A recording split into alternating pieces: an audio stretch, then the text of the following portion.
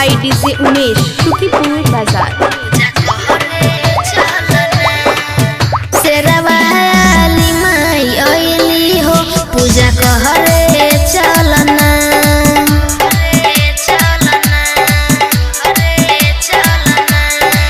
शेरावाली माई आइली हो पूजा कहरे चलना। माई आई ह तू दुआर, माई आई ह तू दुआर, हमके दर्शन तू दना।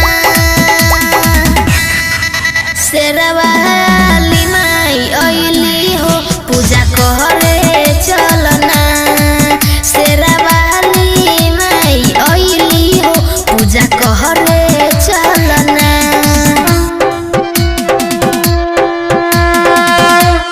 Mix by AG recording studio.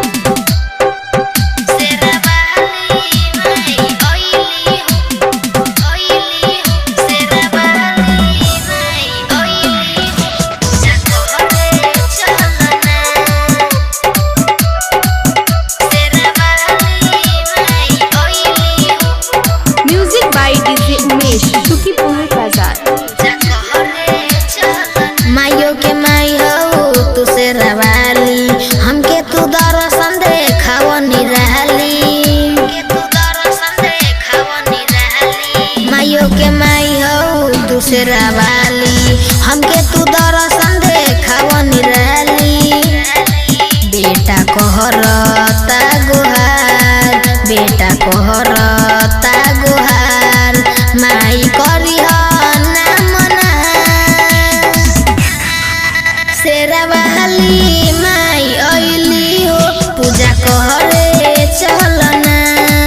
Sherawali माई आइली हो पूजा कहरे चलना।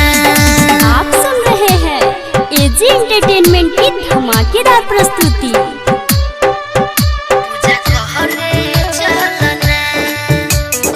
चंदन आदित्य के महिमा देखाव, मुकेश माहिर के श्रद्धा पुराव।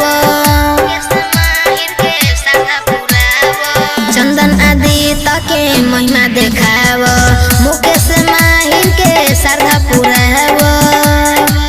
माई करी ले गोहार, माई करी ले गोहार, माई करी ना मना। शेरावाली माई आइली हो पूजा कहरे चलना। शेरावाली माई आइली हो पूजा कहरे चलना। एजी रिकॉर्डिंग स्टूडियो रोशनपुर सपहा।